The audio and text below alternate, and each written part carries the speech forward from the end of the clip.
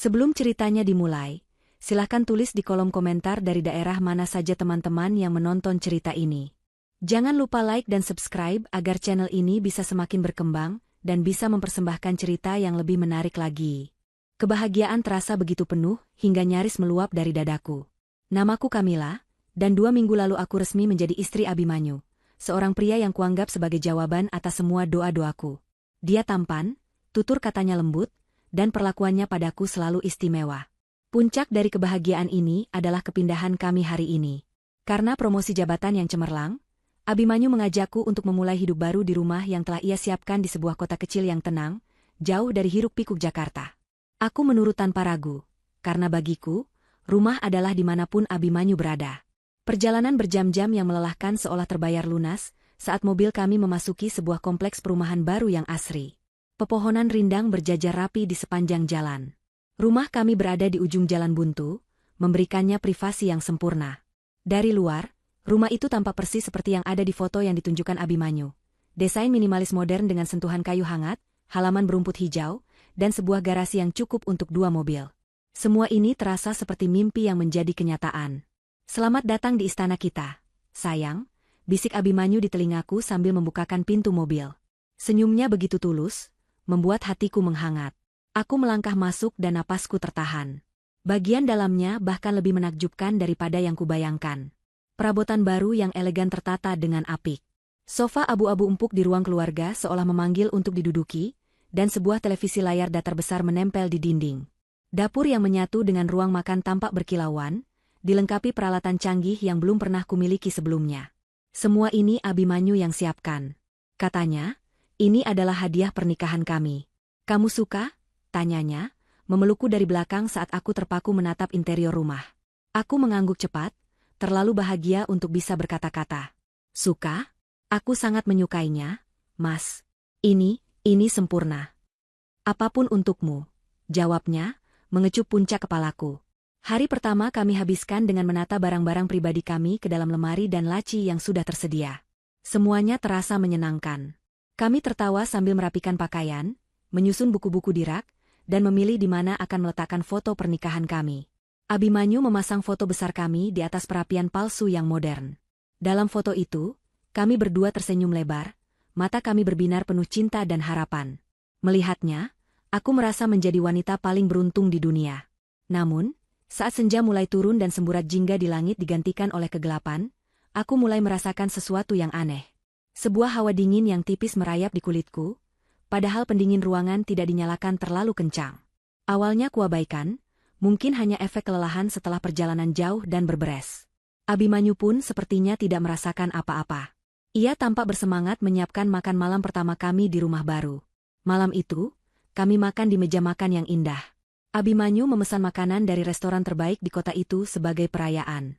Kami bersulang dengan jus jeruk, membicarakan rencana-rencana masa depan. Aku akan membuka butik kecil di pusat kota, sementara Abimanyu akan fokus pada pekerjaan barunya sebagai kepala manajer di sebuah perusahaan properti besar. Semua terdengar begitu ideal. Setelah makan malam, saat aku sedang mencuci piring di dapur, aku kembali merasakan hawa dingin itu, kali ini lebih terasa di tengkuku. Aku menoleh ke belakang, tetapi tidak ada siapa-siapa. Hanya ada ruang keluarga yang kosong dengan cahaya temaram. Mungkin hanya perasaanku saja, batinku mencoba menenangkan diri. Rumah baru seringkali terasa asing pada awalnya. Malam pertama kami tidur di kamar utama yang luas. Ranjangnya besar dan nyaman dengan spray sutra yang lembut. Abimanyu memelukku erat sebelum kami terlelap. Aku merasa aman dalam dekapannya, mencoba mengusir semua perasaan ganjil yang sempat hinggap. Keesokan harinya, semua perasaan aneh itu seolah lenyap ditelan sinar matahari pagi. Aku terbangun dengan perasaan segar. Abimanyu sudah rapi dengan kemejanya, siap berangkat kerja. Aku berangkat dulu, ya. Mungkin akan pulang sedikit malam hari ini, ada rapat dengan klien penting, katanya setelah sarapan. Hati-hati di jalan, Mas, jawabku, merapikan dasinya. Sepeninggal Abimanyu, aku mulai menjelajahi rumah itu sendirian. Aku membuka setiap jendela agar udara segar masuk, menyiram tanaman hias di teras, dan mencoba membiasakan diri. Siang hari, rumah itu terasa normal dan menyenangkan. Aku bahkan sempat berkenalan dengan seorang ibu penjual jamu gendong yang lewat di depan rumah. Namanya Nenek Surti. Wajahnya keriput namun ramah. Neng ini penghuni baru, ya? Sapanya sambil tersenyum. Iya, Nek. Saya Kamila, jawabku sopan. Semoga betah ya, Neng, katanya singkat, lalu berlalu mendorong sepedanya. Tatapan matanya terasa sedikit aneh, seperti menyimpan sesuatu, tapi lagi-lagi kuabaikan sebagai prasangka burukku saja. Saat malam kedua tiba, perasaan ganjil itu kembali datang, kali ini lebih kuat. Abimanyu menelepon, memberitahu bahwa ia harus mengambil shift malam untuk menggantikan rekannya yang sakit. Proyek besar sedang berjalan, dan ia harus memastikan semuanya lancar. Aku mengiyakan, meski ada sedikit rasa kecewa karena harus sendirian lagi malam ini. Maaf ya, sayang. Hanya malam ini saja, aku janji. Kunci semua pintu dan jendela, ya, pesannya di telepon. Setelah panggilannya berakhir, rumah yang tadinya terasa megah kini terasa begitu luas dan kosong. Kesunyiannya begitu pekat, seolah menelan semua suara. Aku menyalakan semua lampu dan televisi dengan volume cukup keras untuk menciptakan keramaian palsu. Aku mencoba menyibukkan diri dengan membaca buku, tetapi mataku tak bisa fokus. Aku terus merasa seperti ada yang mengawasiku. Tepat saat itulah aku mendengar suara itu. Sebuah bisikan samar, seperti hembusan angin, tetapi membentuk kata-kata. Aku tidak bisa menangkap apa yang dikatakannya, tetapi suara itu terdengar seperti suara seorang perempuan yang sedang menderita. Aku mematikan televisi. Suara itu hilang. Aku menajamkan pendengaran, menunggu. Hening. Mungkin aku hanya salah dengar. Aku memutuskan untuk membuat teh hangat di dapur untuk menenangkan diri. Saat aku sedang menuangkan air panas ke dalam cangkir, aku melihat sesuatu dari sudut mataku. Sebuah bayangan bergerak cepat di ruang keluarga. Aku terlonjak kaget, membuat sedikit air panas tumpah mengenai tanganku. Aku memekik pelan, lebih karena terkejut daripada sakit. Dengan jantung berdebar kencang, aku memberanikan diri untuk memeriksa. Tidak ada siapa-siapa. Semua pintu dan jendela masih terkunci rapat, persis seperti pesan Abimanyu. Rasa takut mulai menjalari diriku. Aku kembali ke dapur, mencoba meyakinkan diri bahwa semua ini hanyalah imajinasiku yang terlalu liar karena berada di tempat baru. Tiba-tiba, kalung pemberian Abimanyu yang menggantung di leherku terasa dingin, sedingin es. Kalung antik dengan liontin berbentuk tunas pakis itu adalah warisan keluarganya, katanya. Aku menyentuhnya, dan saat itulah aku mendengar bisikan itu lagi, kali ini lebih jelas, tepat di telingaku. Jangan percaya. Aku membeku. Suara itu nyata. Itu suara seorang perempuan yang penuh keputusasaan. Aku menoleh ke kiri dan ke kanan, tapi tak ada seorang pun di sana. Bulu kuduku berdiri. Siapa yang tidak boleh kupercaya? Abimanyu? Tidak mungkin. Dia adalah suamiku, belahan jiwaku. Perasaanku campur aduk antara takut dan bingung. Aku ingin sekali menelepon Abimanyu dan menceritakan semuanya, tapi aku tidak mau terdengar konyol atau penakut. Dia sedang bekerja keras untuk kami, dan aku tidak ingin menambah bebannya dengan ketakutan irasionalku. Aku harus berani. Aku harus bisa mengatasinya sendiri. Aku memutuskan untuk mengunci diri di kamar. Mungkin di sana aku akan merasa lebih aman. Aku berjalan cepat melewati ruang keluarga, tidak berani melihat ke sudut-sudut yang gelap.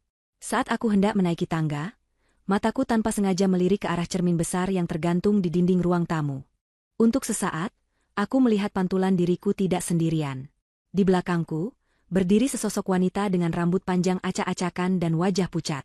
Matanya menatapku dengan tatapan kosong penuh penderitaan. Aku berbalik dengan cepat sambil menjerit. Namun, tidak ada siapa-siapa di belakangku. Ruangan itu kosong. Aku kembali menatap cermin, dan kini hanya ada pantulanku seorang, dengan wajah pucat dan mata terbelalak ngeri.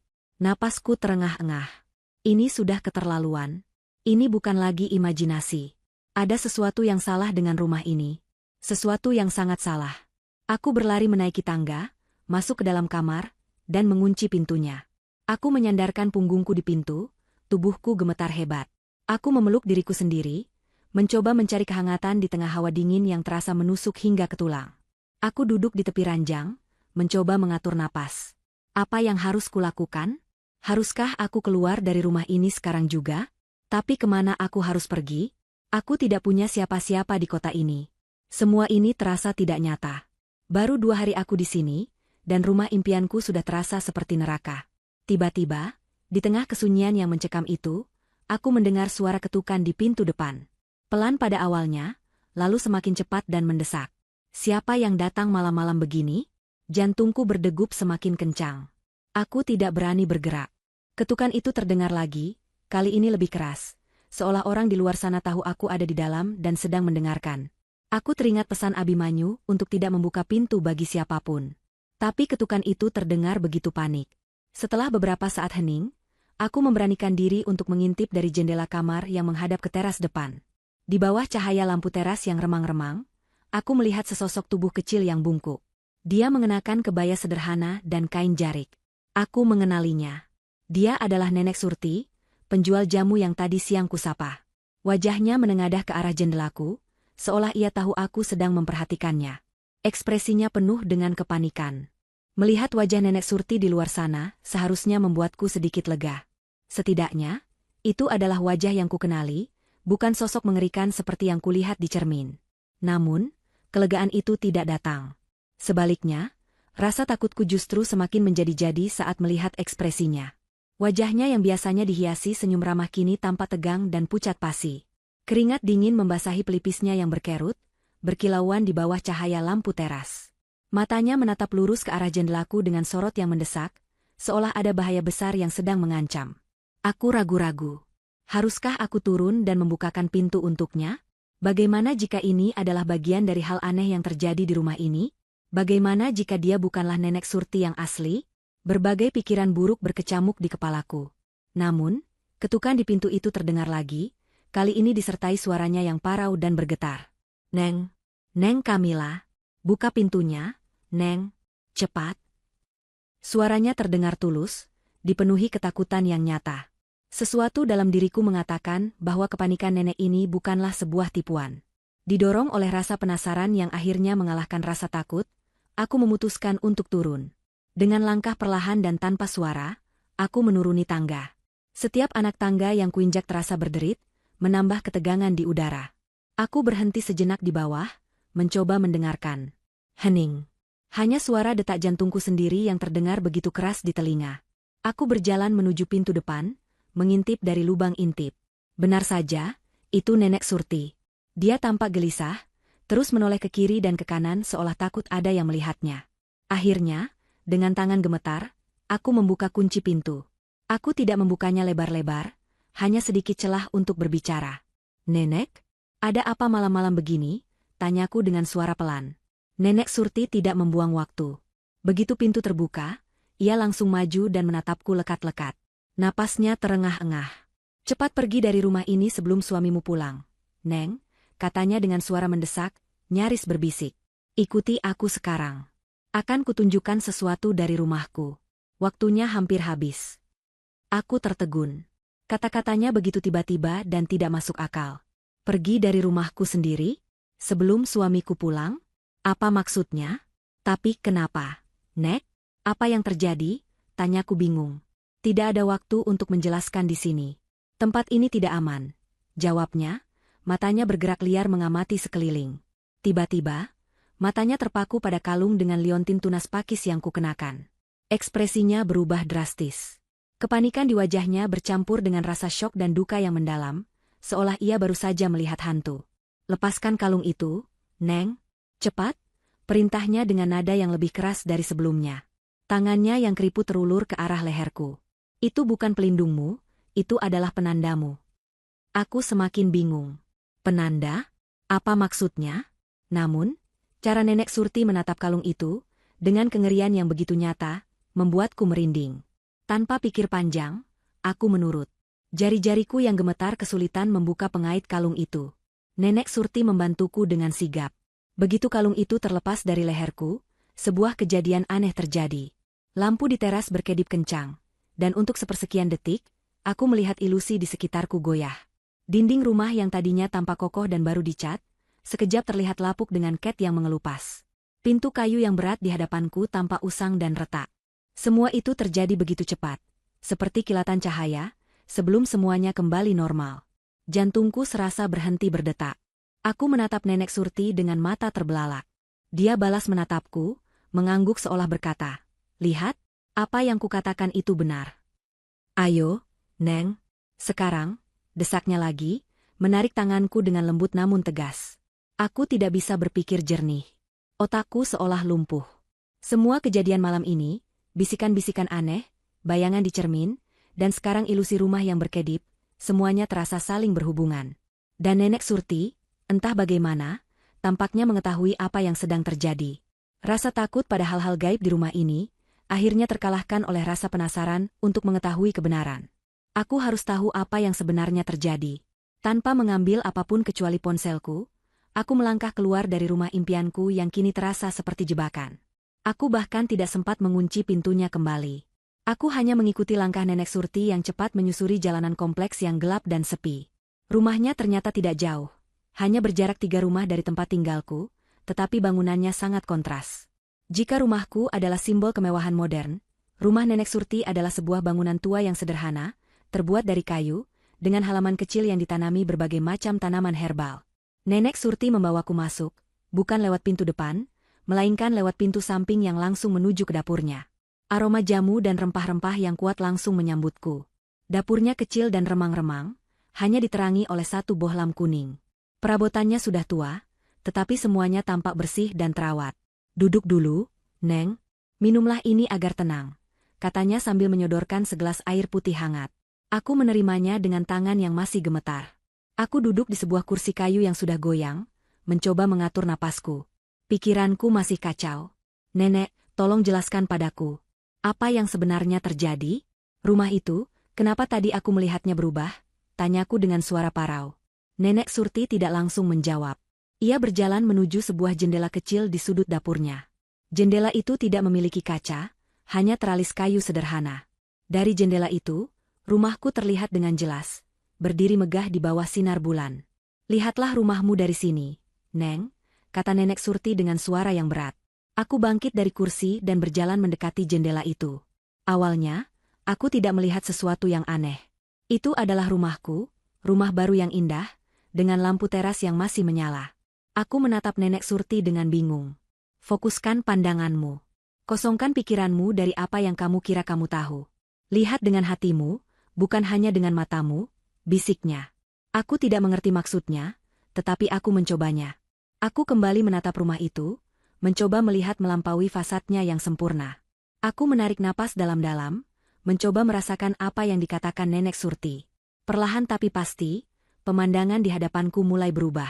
Bukan berkedip seperti tadi, tetapi berubah secara perlahan, seolah selubung tipis yang tak kasat mata sedang diangkat. Rumah modern yang megah itu mulai memudar.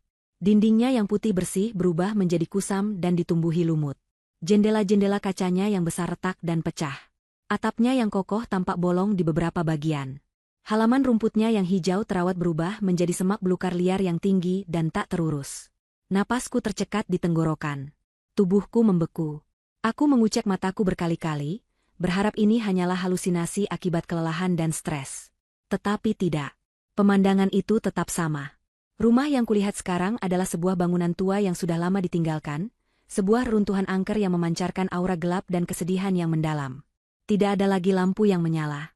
Tidak ada lagi tanda-tanda kehidupan. Hanya ada kegelapan dan kehancuran. Rumah suami yang selama 2 hari ini aku tempati dengan penuh kebahagiaan itu ternyata hanyalah sebuah ilusi. Tempat yang kuanggap sebagai istana impianku, pada kenyataannya, adalah sebuah rumah hantu yang hampir roboh. "Itu tidak mungkin," bisikku, suaraku nyaris tak terdengar. Kakiku terasa lemas. Jika bukan karena berpegangan pada kusen jendela, aku pasti sudah jatuh terkulai di lantai. Keringat dingin membanjiri tubuhku, dan rasa mual naik ke kerongkonganku. Nenek Surti menepuk pundakku dengan lembut. "Sekarang kamu lihat, Neng, kebenaran yang sesungguhnya." Aku menoleh padanya, mataku dipenuhi air mata dan ketidakpercayaan. "Tapi bagaimana? Bagaimana ini bisa terjadi? Aku tinggal di sana. Aku menyentuh dindingnya, aku tidur di ranjangnya. Semuanya terasa nyata." "Itu adalah sihir, Neng. Sihir hitam yang sangat kuat," jelas Nenek Surti dengan suara pelan namun tegas. "Sihir yang ditenagai oleh niat jahat dan kebohongan." Kepalaku terasa pusing. Semua ini terlalu berat untuk diterima oleh akal sehat. Abimanyu, suamiku. Apakah dia tahu tentang ini? Tentu saja dia tahu. Dialah yang membawaku ke sini. Dialah yang menciptakan semua dongeng ini. Tapi untuk apa? Mengapa dia melakukan ini padaku? Pertanyaan-pertanyaan itu berputar-putar di kepalaku tanpa jawaban. Yang jelas, aku baru saja lolos dari sebuah tempat yang mengerikan. Aku menatap kembali reruntuhan itu, dan kali ini aku bisa merasakannya. Aura dingin dan menekan yang selama ini kurasakan di dalam rumah itu, kini terasa berkali-kali lipat lebih kuat dari sini. Seolah-olah bangunan itu adalah makhluk hidup yang sedang bernapas dengan kejahatan. Aku bergidik ngeri membayangkan apa yang akan terjadi jika aku tidak mengikuti Nenek Surti malam ini. Apa yang akan dilakukan Abimanyu padaku di dalam rumah ilusi itu? Apa tujuan sebenarnya dari semua kebohongan ini? Satu hal yang pasti, hidupku yang kuanggap sempurna baru saja hancur berkeping-keping. Dan aku berada di tengah-tengah sebuah misteri yang jauh lebih gelap dan berbahaya daripada yang pernah kubayangkan. Dunia di sekelilingku seolah runtuh. Kakiku tak lagi sanggup menopang berat tubuhku sendiri. Aku merosot ke lantai dapur Nenek Surti yang dingin, punggungku bersandar pada dinding kayu. Pandanganku kosong, masih terpaku pada jendela yang membingkai pemandangan mengerikan itu. Reruntuhan. Aku telah tinggal di dalam sebuah reruntuhan selama 2 hari. Aku tidur, makan, dan bercinta dengan suamiku di dalam sebuah kebohongan besar yang diciptakan oleh sihir. Rasa mual kembali menyerang, kali ini lebih hebat. Kepalaku berputar hebat seolah baru saja turun dari komedi putar yang paling kencang. Setiap tarikan napas terasa berat, seperti ada beban tak kasat mata yang menekan dadaku. Ini tidak mungkin. Ini pasti mimpi buruk. Sebentar lagi aku akan terbangun di ranjang yang nyaman di samping Abimanyu, dan kami akan tertawa bersama mengenang mimpi konyol ini. Tapi kehangatan teh yang disodorkan Nenek Surti ke tanganku terasa begitu nyata. Gelas keramik yang sedikit retak itu terasa kasar di jemariku yang gemetar. Aroma jahe yang menguar dari teh itu menusuk hidungku, menarikku kembali pada kenyataan yang brutal. Ini bukan mimpi. Minumlah, Neng. Biar badanmu hangat, ujar Nenek Surti dengan suara lembut. Ia berjongkok di hadapanku, wajahnya yang penuh keriput menunjukkan sorot iba dan simpati yang mendalam. Aku mencoba mengangkat gelas itu ke bibirku, tetapi tanganku bergetar begitu hebat hingga tehnya nyaris tumpah. Nenek Surti dengan sabar memegangi tanganku, membantuku minum. Cairan hangat itu mengalir ke kerongkonganku, sedikit meredakan rasa dingin yang membekukan organ-organ dalamku. Air mataku akhirnya jatuh. Bukan isakan keras, melainkan aliran air mata sunyi yang membasahi pipiku. Air mata karena syok, bingung, dan pengkhianatan yang terasa begitu menyakitkan. Abimanyu. Nama itu terus berulang di benakku. Wajahnya yang tampan, senyumnya yang menenangkan, semua kata-kata cintanya, apakah semua itu juga bagian dari ilusi? Abimanyu. Bisikku parau, lebih pada diriku sendiri daripada pada Nenek Surti. Dia yang melakukan ini semua? Nenek Surti mengangguk pelan. Laki-laki yang kamu kenal sebagai suamimu itu bukanlah orang biasa, Neng. Dia adalah seorang pemuja ilmu hitam. Dia menguasai sihir kuno untuk menipu mata dan pikiran. Pikiran logisku memberontak. Sihir? Ilmu hitam? Aku adalah wanita modern yang tumbuh di kota besar. Bagiku, hal-hal seperti itu hanyalah cerita di film horor atau dongeng pengantar tidur. Tapi apalagi penjelasan yang masuk akal untuk semua ini?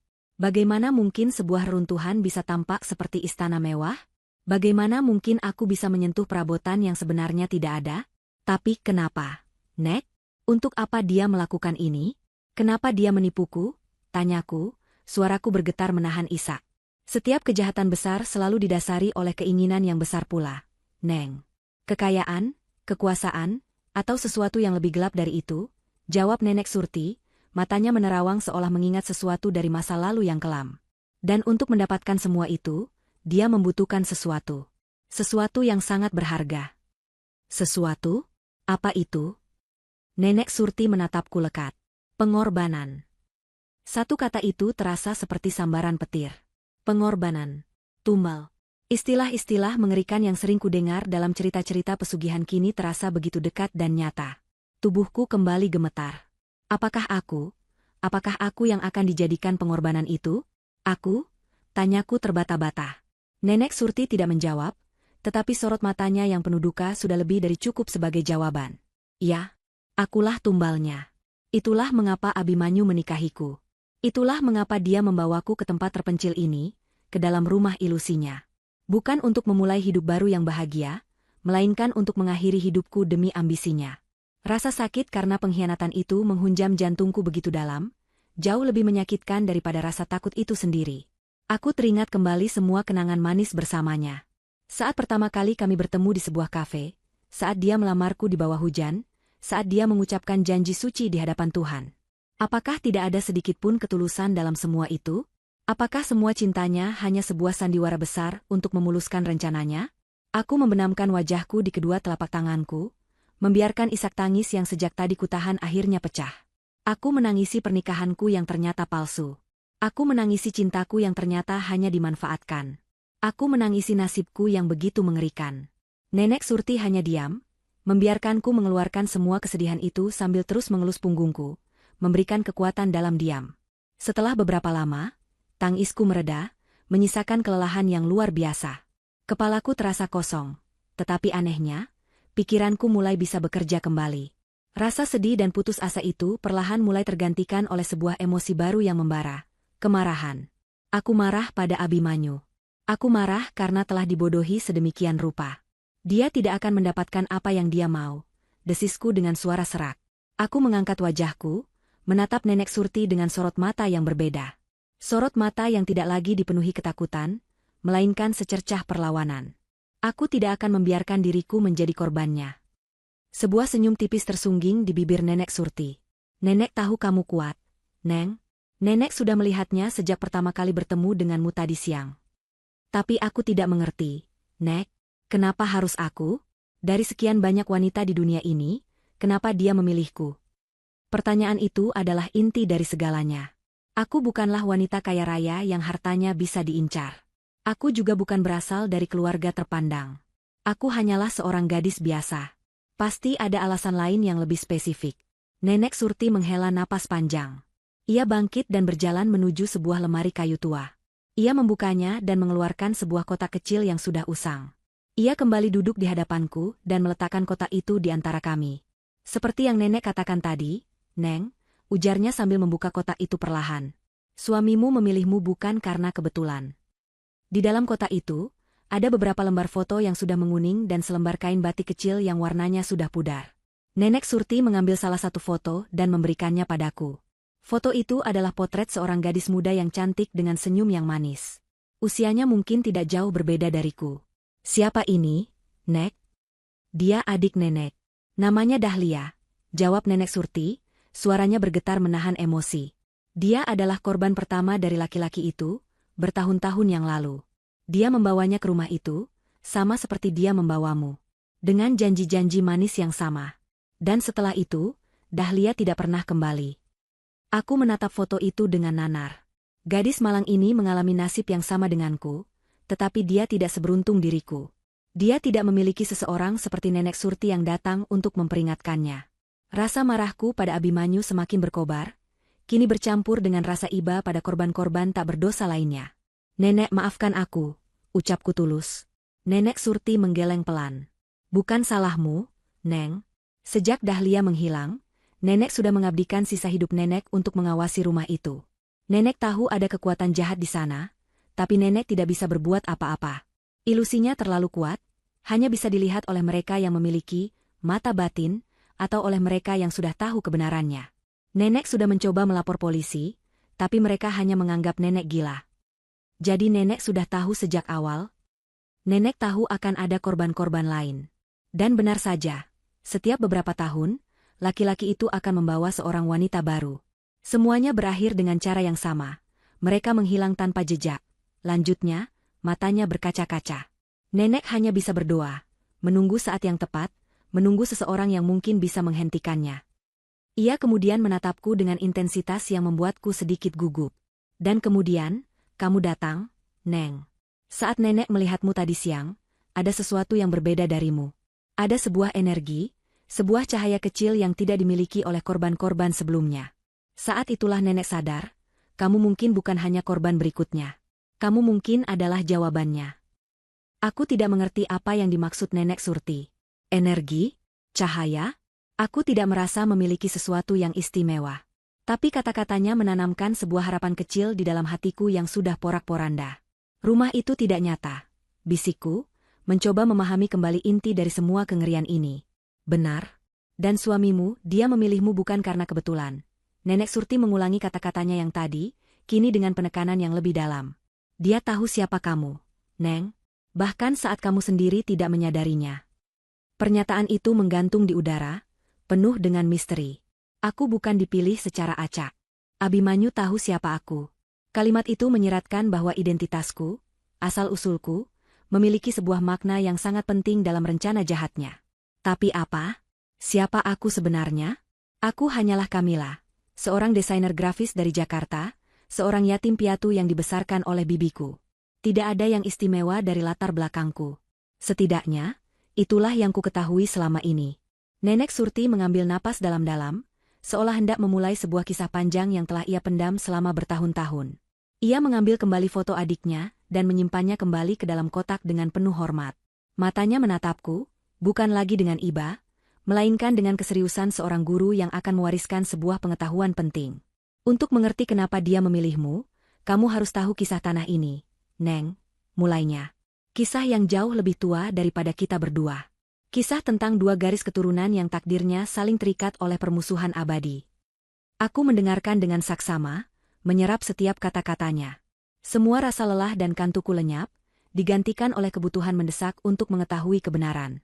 Sejak zaman dahulu kala, lanjut Nenek Surti, wilayah ini dijaga oleh sebuah garis keturunan yang disebut para penjaga. Leluhurku adalah bagian dari mereka. Kami bukanlah orang sakti mandraguna, Neng. Kami hanyalah orang-orang yang diberi anugerah untuk bisa merasakan energi alam, untuk menjaga keseimbangan antara dunia manusia dan dunia gaib. Tugas kami adalah memastikan kekuatan-kekuatan gelap tidak mengganggu kehidupan. Ia menunjuk ke arah tanaman-tanaman herbal di halaman rumahnya. Kami menggunakan pengetahuan tentang alam, tentang tanaman, tentang doa, untuk melindungi tanah ini. Keluarga kami turun-temurun mengemban tugas ini dalam diam. Kemudian, ekspresinya berubah menjadi lebih gelap. Tapi di mana ada cahaya, di situ pula ada bayangan. Di sisi lain, ada sebuah keluarga yang berbeda. Keluarga yang haus akan kekuasaan. Mereka mempelajari ilmu hitam, membuat perjanjian dengan makhluk-makhluk kegelapan untuk mendapatkan kekuatan dan keabadian. Mereka adalah keluarga Abimanyu. Jantungku berdebar kencang. Jadi, Abimanyu berasal dari garis keturunan pemuja ilmu hitam. Itu menjelaskan dari mana ia mendapatkan kemampuannya untuk menciptakan ilusi yang begitu sempurna. Konflik di antara kedua keluarga kami sudah berlangsung selama berabad-abad. Leluhur kami selalu berhasil memukul mundur dan menyegel kekuatan mereka. Puncak dari permusuhan itu terjadi beberapa generasi yang lalu, saat leluhur Abimanyu yang paling kuat dan paling jahat, seorang pangeran bernama Raden Suryo, berhasil dikalahkan dan arwahnya disegel di dalam tanah tempat reruntuhan itu sekarang berdiri. Aku terkesiap. Jadi, reruntuhan itu bukan sekadar rumah angker biasa. Itu adalah penjara bagi arwah yang sangat kuat. Sejak saat itu, keluarga Abimanyu memiliki satu tujuan utama, membangkitkan kembali Raden Suryo. Mereka percaya, dengan bangkitnya Raden Suryo, keluarga mereka akan mencapai puncak kekuasaan yang tak tertandingi, jelas Nenek Surti. Namun, ritual untuk membangkitkannya tidaklah mudah. Segel yang dibuat oleh para penjaga sangat kuat. Ritual itu membutuhkan banyak sekali pengorbanan jiwa untuk melemahkan segelnya. Nenek Surti menatapku dengan mata yang berkaca-kaca. Adikku, Dahlia, adalah korban pertama dalam ritual generasi ini yang dilakukan oleh Abimanyu. Jiwanya digunakan sebagai fondasi untuk membangun kekuatan sihir di atas tanah itu. Kekuatan jiwanya yang murni memungkinkannya menciptakan ilusi rumah yang megah untuk menjebak korban-korban selanjutnya. Setiap wanita yang dia bawa ke sana, jiwa mereka diambil untuk semakin melemahkan segel yang mengurung Raden Suryo. Aku menelan ludah dengan susah payah. Gambaran mengerikan itu begitu jelas. 6 wanita sebelum aku, jiwa mereka telah direnggut dan dijadikan bahan bakar untuk sebuah ritual keji. Dan aku seharusnya menjadi yang ketujuh. Tapi, jika hanya butuh pengorbanan jiwa, kenapa harus aku? Kenapa nenek bilang aku berbeda? Tanyaku, kembali ke pertanyaan awalku. Disinilah Nenek Surti mengungkapkan bagian paling mengejutkan dari ceritanya. Kebenaran yang akan mengubah seluruh pandanganku tentang diriku sendiri. Karena keenam korban sebelumnya hanya cukup untuk melemahkan segel itu, Neng. Untuk benar-benar menghancurkannya dan membuka gerbang bagi Raden Suryo, ritual itu membutuhkan sebuah kunci terakhir. Sebuah katalisator dengan kekuatan yang luar biasa, katanya dengan suara bergetar.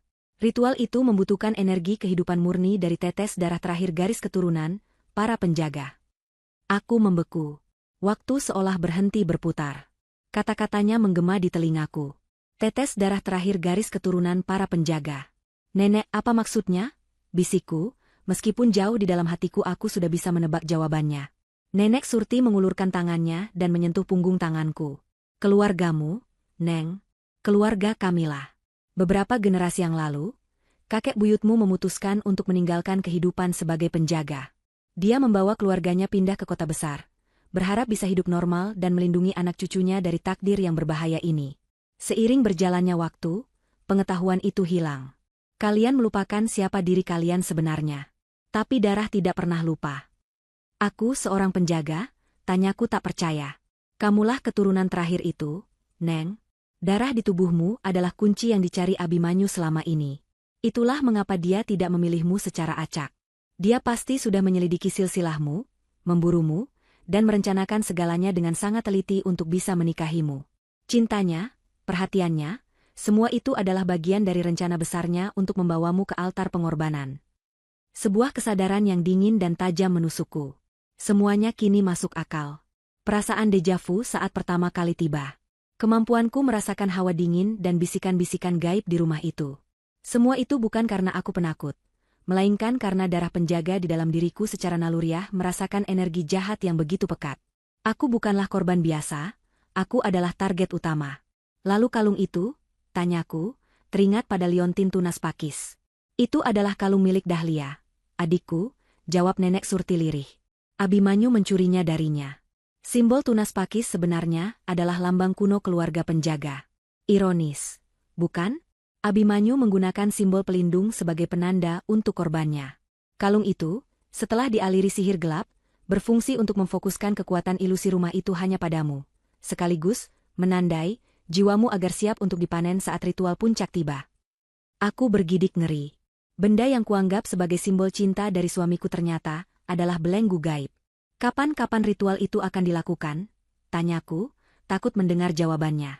Nenek Surti menatap keluar jendela, ke arah bulan yang bersinar pucat di langit malam. Menurut perhitungan kuno, malam paling sakral untuk ritual semacam ini akan segera tiba. Malam Kliwon di bulan Suro. Malam di mana tabir antara dunia kita dan dunia arwah berada di titik paling tipis, katanya. Dan itu adalah besok malam. Meninggalkan kehangatan dan keamanan dapur Nenek Surti adalah hal tersulit yang pernah kulakukan.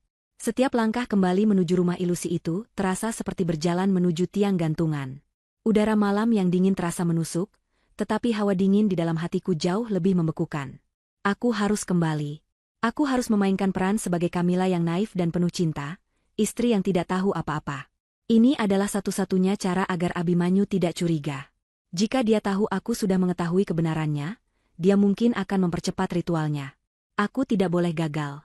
Nyawaku dan mungkin kedamaian arwah para korban sebelumnya bergantung pada sandiwara ini. Nenek Surti mengantarku sampai ke batas pekarangannya. Ingat, Neng. Jangan tunjukkan rasa takutmu. Anggap saja ini semua panggung sandiwara. Kamu adalah aktris utamanya. Hati-hati, dan percayalah pada nalurimu. Darah penjaga di dalam dirimu akan melindungimu dan memberimu petunjuk. Bisiknya sebelum aku pergi. Aku mengangguk, mencoba menyerap kekuatan dari kata-katanya. Aku berjalan sendirian menyeberangi jalan yang sepi. Semakin dekat aku dengan rumah itu, semakin kuat ilusi itu menarik kesadaranku. Dari luar, bangunan itu kembali tampak megah dan bercahaya, sebuah oase kemewahan di tengah malam yang gelap. Namun kini, mataku tidak lagi tertipu. Aku bisa melihatnya, garis-garis samar dari reruntuhan asli di balik topeng sihirnya, seperti bayangan hantu yang menempel pada dinding. Aku membuka pintu depan yang ternyata tidak dikunci. Suasana di dalam masih sama seperti saat kutinggalkan. Lampu-lampu menyala terang, televisi masih menyiarkan acara bincang-bincang malam. Namun bagiku, semuanya terasa berbeda. Kemewahan ini sekarang terasa menjijikkan. Sofa empuk itu seolah terbuat dari debu dan sarang laba-laba. Karpet tebal di bawah kakiku terasa seperti tanah yang lembab dan dingin. Aroma pengharum ruangan yang wangi kini tercium seperti bau apa kayu lapuk dan anyir darah yang samar. Aku berjalan ke dapur untuk meletakkan cangkir teh kosong, sebuah alibi jika Abimanyu bertanya kemana aku pergi. Jantungku berdebar sangat kencang. Setiap suara kecil membuatku terlonjak. Aku takut Abimanyu akan pulang lebih cepat dan memergokiku. Aku harus segera kembali ke kamar dan berpura-pura tidur. Saat itulah aku mendengar suara mobilnya memasuki garasi. Aku panik. Waktunya begitu mepet. Aku segera berlari kecil menaiki tangga, masuk ke dalam kamar tidur, dan merebahkan diri di ranjang. Aku menarik selimut hingga ke leher dan memejamkan mata, mencoba mengatur napasku agar terdengar seperti orang yang sedang tidur pulas. Beberapa saat kemudian, aku mendengar suara pintu depan terbuka, diikuti oleh langkah kakinya yang mantap. Aku bisa melacak pergerakannya di dalam rumah melalui suara. Dia meletakkan tas kerjanya di sofa, berjalan ke dapur, membuka kulkas, lalu kembali ke ruang tengah. Hening sejenak. Aku yakin dia sedang mengamat-amati keadaan, memastikan semuanya normal. Lalu, aku mendengar langkah kakinya menaiki tangga. Pintu kamar terbuka pelan. Aku mengerahkan seluruh kemampuanku untuk tetap diam, untuk tidak menggerakkan satu otot pun. Aku bisa merasakan kehadirannya di ambang pintu, mengawasiku dalam gelap. Udara di sekitarku terasa berat. Setelah beberapa detik yang terasa seperti selamanya, dia menutup pintu dengan sangat pelan dan berjalan menuju sisi lain ranjang. Aku bisa mendengar suara pakaiannya dilepas, digantikan dengan piyama. Lalu, ranjang di sisiku bergerak turun saat dia merebahkan diri. Kehangatan tubuhnya terasa di punggungku. Sebuah tangan kekar melingkar di pinggangku, menarikku mendekat. Aku harus menahan diri untuk tidak tersentak ngeri. Sentuhan yang dulu selalu membuatku merasa aman dan dicintai, kini terasa seperti lilitan seekor ular berbisa. "Kamila, sayang." Bisiknya pelan, napasnya terasa hangat di tengkukku. "Maaf aku pulang larut." Aku diam sejenak, lalu menggeliat sedikit seolah baru terbangun. "Mas Abimanyu? Sudah pulang?" tanyaku dengan suara serak khas orang bangun tidur. "Iya, baru saja." "Tidurlah lagi," jawabnya lembut. Dia mengecup leherku. Aku harus menahan keinginan untuk menjauh dan berteriak. Ciuman itu terasa dingin dan menjijikkan. Aku hanya bisa memaksakan sebuah gumaman kantuk sebagai respons. Dia memelukku lebih erat, dan tak lama kemudian aku bisa mendengar napasnya yang teratur dan dalam. Dia sudah tertidur. Tapi aku tidak bisa tidur. Bagaimana mungkin aku bisa tidur di samping monster yang merencanakan kematianku? Aku berbaring kaku dalam pelukannya, mataku terbuka lebar menatap kegelapan. Pikiranku bekerja keras. Apa yang harus kulakukan sekarang? Nenek Surti bilang naluriku akan memberiku petunjuk. Tapi saat ini yang kurasakan hanyalah teror. Malam itu adalah malam terpanjang dalam hidupku. Setiap detik terasa menyiksa. Aku mendengarkan napas Abimanyu, mempelajari polanya. Aku mencoba merasakan energi jahat yang mengelilingiku, mencoba memahami sifat dari sihir yang memenjarakanku. Waktu berjalan begitu lambat, hingga akhirnya, kelelahan fisik dan mental menguasaiku. Tanpa kusadari, aku terlelap dalam tidur yang gelisah. Di dalam tidurku, aku tidak menemukan kedamaian. Aku justru terlempar ke dalam sebuah mimpi yang terasa luar biasa nyata. Aku tidak berada di kamar tidur yang mewah, melainkan di dalam sebuah ruangan yang gelap dan berdebu. Dindingnya terbuat dari kayu yang sudah lapuk, dan lantainya dari tanah yang padat. Aku sadar, aku sedang berada di dalam rumah runtuhan yang asli. Aku tidak sendirian. Di hadapanku berdiri seorang wanita muda dengan gaun putih yang sudah kusam. Wajahnya pucat dan matanya dipenuhi kesedihan yang tak terhingga. Aku tidak perlu bertanya siapa dia. Aku mengenalinya dari foto yang ditunjukkan Nenek Surti. Dia adalah Dahlia. Arwahnya tidak berbicara. Dia hanya menatapku dengan tatapan memohon. Lalu, dia berbalik dan berjalan menembus dinding. Aku mengikutinya. Kami melayang melewati ruangan-ruangan yang hancur dan koridor-koridor yang gelap. Dia membawaku naik ke lantai 2, ke sebuah lorong yang di ujungnya terdapat sebuah pintu kayu yang tertutup rapat. Pintu itu tampak lebih kokoh daripada bagian rumah lainnya, seolah dilindungi oleh kekuatan tertentu. Dahlia berhenti di depan pintu itu. Dia menunjuk ke arah pintu dengan tangannya yang transparan, lalu menoleh ke arahku. Tatapannya begitu tajam dan penuh makna. Dia seolah ingin mengatakan bahwa di balik pintu inilah letak semua jawaban. Disinilah pusat dari semua kejahatan. Setelah itu, sosoknya perlahan memudar, meninggalkan aku sendirian di lorong yang gelap dan dingin. Aku terbangun dengan napas terengah-engah. Jantungku berdebar kencang seolah baru saja berlari maraton. Cahaya matahari pagi menyusup dari celah tirai jendela. Aku menoleh ke samping. Sisi ranjang di sebelahku sudah kosong. Abimanyu sudah bangun. Aku duduk dan mencoba menenangkan diri. Itu hanya mimpi. Mimpi yang sangat jelas, tapi tetap saja hanya mimpi. Namun, saat aku hendak menyingkirkan selimut, tanganku menyentuh sesuatu yang aneh di atas bantal, di tempat kepalaku tadi terbaring. Benda itu kecil, dingin, dan rapuh. Aku mengambilnya. Itu adalah sehelai kelopak bunga Kamboja yang sudah kering dan sedikit layu. Aku tertegun.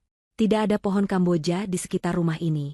Dan yang lebih aneh lagi, aku ingat dengan jelas, dalam mimpiku tadi, arwah Dahlia menyelipkan sekuntum bunga Kamboja di rambutnya. Ini bukan mimpi biasa. Ini adalah sebuah pesan. Sebuah pertanda dari para leluhur, atau mungkin dari arwah korban yang ingin membantuku. Aku harus masuk ke dalam ruangan itu. Aku harus mencari tahu apa yang disembunyikan Abimanyu di baliknya. Misiku untuk hari ini sudah jelas. Aku mendengar suara Abimanyu dari lantai bawah, sedang menyiapkan sarapan. Aku segera menyembunyikan kelopak bunga itu di dalam saku jubah tidurku. Aku harus bersikap normal. Aku turun ke bawah dengan senyum palsu yang sudah kulatih di depan cermin. "Pagi, Mas," sapaku ceria. "Pagi, sayang. Tidurmu nyenyak?" Tanyanya sambil meletakkan 2 piring nasi goreng di meja. Senyumnya masih sama menawannya seperti biasa. Tapi kini aku bisa melihat kilat dingin di matanya. "Nyenyak sekali. Mungkin karena sudah mulai terbiasa dengan rumah ini," jawabku, memaksakan diri untuk duduk dan makan. Nasi goreng buatannya yang dulu kuanggap paling lezat, kini terasa seperti pasir di mulutku. Tapi aku memakannya, sesendok demi sesendok, sambil terus memasang wajah bahagia. Sandiwara ini benar-benar menguras energiku. "Aku berangkat kerja dulu, ya. Hari ini akan jadi hari yang panjang." "Kamu baik-baik di rumah?" katanya setelah selesai sarapan. "Iya, Mas." "Hati-hati," jawabku sambil mengantarnya ke pintu. Saat mobilnya keluar dari gerbang dan menghilang di tikungan jalan, aku merasakan kelegaan yang luar biasa. Rumah ini terasa sedikit tidak terlalu menakutkan tanpa kehadirannya. Sekarang adalah waktuku. Aku tidak punya banyak waktu sebelum dia kembali malam ini untuk ritualnya. Aku harus bergerak cepat. Aku berlari menaiki tangga, menuju lorong di lantai 2, berhenti tepat di depan pintu kayu yang kulihat dalam mimpiku. Pintu itu terkunci rapat. Pintu di hadapanku tampak biasa saja. Terbuat dari kayu jati solid dengan cat putih yang senada dengan dinding lainnya. Namun, aku bisa merasakan ada sesuatu yang berbeda. Ada aura dingin yang merembes dari celah-celahnya, aura yang jauh lebih pekat daripada di ruangan lain. Gagang pintunya terbuat dari kuningan dan memiliki lubang kunci model lama. Terkunci. Tentu saja terkunci. Abimanyu tidak akan sebodoh itu meninggalkan ruang rahasianya terbuka. Aku mencoba memutar gagang pintunya, mendorongnya dengan bahu, tetapi pintu itu tidak bergeming sedikitpun. Dibuat dengan sangat kokoh. Aku harus mencari kuncinya. Di mana seorang pria seperti Abimanyu akan menyembunyikan kunci sepenting ini? Aku mulai berpikir. Pasti di suatu tempat yang dekat, tempat yang ia anggap aman. Aku kembali ke kamar tidur kami. Aku mulai menggeledah dengan panik namun sistematis. Laci meja di samping tempat tidurnya, kosong. Bagian bawah lemari pakaiannya, hanya ada sepatu. Aku memeriksa saku-saku jas dan celananya, tidak ada. Waktu terus berjalan, dan rasa panik mulai menjalari diriku. Bagaimana jika aku tidak bisa menemukannya? Aku berhenti sejenak, mencoba menenangkan diri. Aku teringat pesan Nenek Surti untuk mempercayai naluriku. Aku memejamkan mata, menarik napas dalam-dalam, dan mencoba merasakan. Di mana energi kunci itu berada? Aku membuka mata dan pandanganku tertuju pada rak buku kecil di sudut kamar. Ada beberapa buku bisnis dan novel tebal di sana. Rasanya mustahil, tapi sebuah dorongan kuat menarikku ke sana. Aku mulai mengeluarkan buku-buku itu satu persatu. Di belakang deretan buku paling ujung, aku melihatnya. Sebuah lubang kecil di dinding, seukuran brankas mini yang tersembunyi. Dibutuhkan kombinasi angka untuk membukanya. Aku putus asa. Mana mungkin aku tahu kombinasinya? Aku mencoba beberapa tanggal yang mungkin berarti baginya. Tanggal ulang tahunnya, tanggal pernikahan kami, tanggal kami pertama kali bertemu. Semuanya salah. Alarm tidak berbunyi, tetapi brankas itu tetap terkunci rapat. Aku hampir menyerah saat sebuah ide gila terlintas di benakku. Raden Suryo. Leluhur yang ingin ia bangkitkan. Mungkin ada hubungannya. Tapi aku tidak tahu apa-apa tentang dia. Tiba-tiba, aku teringat sesuatu. Saat Abimanyu melamarku, dia menceritakan sebuah kisah palsu tentang sejarah keluarganya. Dia menyebutkan sebuah tahun di mana leluhurnya pertama kali membangun sebuah usaha properti yang menjadi cikal bakal kekayaan mereka. Tahun 1888. Itu angka yang sangat spesifik. Mungkinkah? Dengan tangan gemetar, aku memutar kombinasi ke angka 1888. Terdengar bunyi, klik, yang lembut. Brankas itu terbuka. Jantungku berdebar lega. Di dalamnya tidak ada uang atau perhiasan. Hanya ada satu benda. sebuah kunci kuningan yang sudah tua dan sedikit berkarat. Aku mengambilnya dan segera berlari kembali ke depan pintu terlarang itu. Dengan tangan yang masih gemetar, aku memasukkan kunci itu ke lubangnya. Pas. Aku memutarnya, dan terdengar bunyi mekanisme kunci yang terbuka. Aku mendorong pintu itu perlahan. Udara dingin dan berbau aneh langsung menyambutku. Bau campuran kemenyan, debu, dan sesuatu yang amis seperti darah kering. Ruangan di baliknya sama sekali tidak seperti bagian rumah lainnya. Di sini, ilusi itu tidak ada. Dindingnya terbuat dari batu bata tua yang telanjang dan lembab. Tidak ada jendela, hanya diterangi oleh beberapa lilin hitam yang menyala di sudut-sudut ruangan, menciptakan bayangan-bayangan yang menari-nari. Di tengah ruangan, berdiri sebuah altar batu yang dipenuhi ukiran simbol-simbol aneh yang belum pernah kulihat. Lantainya bukan keramik atau kayu, melainkan tanah padat yang digambari sebuah lingkaran besar dengan aksara-aksara kuno. Ini adalah ruang ritual. Tempat di mana Abimanyu menjalankan semua praktik kejinya. Rasa takutku berganti dengan rasa ngeri saat aku melihat apa yang ada di atas altar. Di sana, tergeletak album foto yang sama seperti yang Nenek Surti ceritakan. Aku membukanya. 6 wanita tersenyum dari lembaran-lembaran foto yang sudah usang. Dahlia, adik Nenek Surti, ada di halaman pertama. Dan di halaman terakhir yang masih kosong, aku melihat sebuah fotoku yang baru dicetak, belum ditempel. Fotoku dari hari pernikahan kami. Di samping album itu, ada beberapa benda lain. Sebuah belati dengan gagang berukir ular, dan 2 gulungan perkamen tua yang diikat dengan pita kulit. Hatiku berdebar kencang. Inikah gulungan yang disebutkan Nenek Surti? Aku membuka gulungan pertama. Isinya adalah sebuah silsilah keluarga yang rumit, ditulis dengan tinta hitam pekat. Di puncak silsilah itu, ada sebuah nama yang ditulis lebih besar dari yang lain, Raden Suryo. Dan di baris paling bawah, ada nama Abimanyu. Di dinding belakang altar, tergantung sebuah lukisan besar dan tua. Lukisan potret seorang pria bangsawan Jawa dengan tatapan mata yang tajam dan kejam. Wajahnya sangat mirip dengan Abimanyu. Itu pasti Raden Suryo. Kemudian, aku membuka gulungan kedua. Tanganku gemetar hebat saat melihat isinya. Itu adalah silsilah keluargaku. Ditulis dengan gaya yang berbeda, lebih halus. Di puncaknya, ada sebuah nama dengan gelar, penjaga pertama. Dan di bagian paling bawah, setelah beberapa generasi yang ditandai, pindah ke kota, ada namaku, Kamila. Di atas gulungan itu, tergambar sebuah simbol yang kukenali, tunas pakis. Semua keraguan yang mungkin masih tersisa di benakku kini lenyap tak berbekas. Semuanya benar. Aku adalah keturunan terakhir dari para penjaga.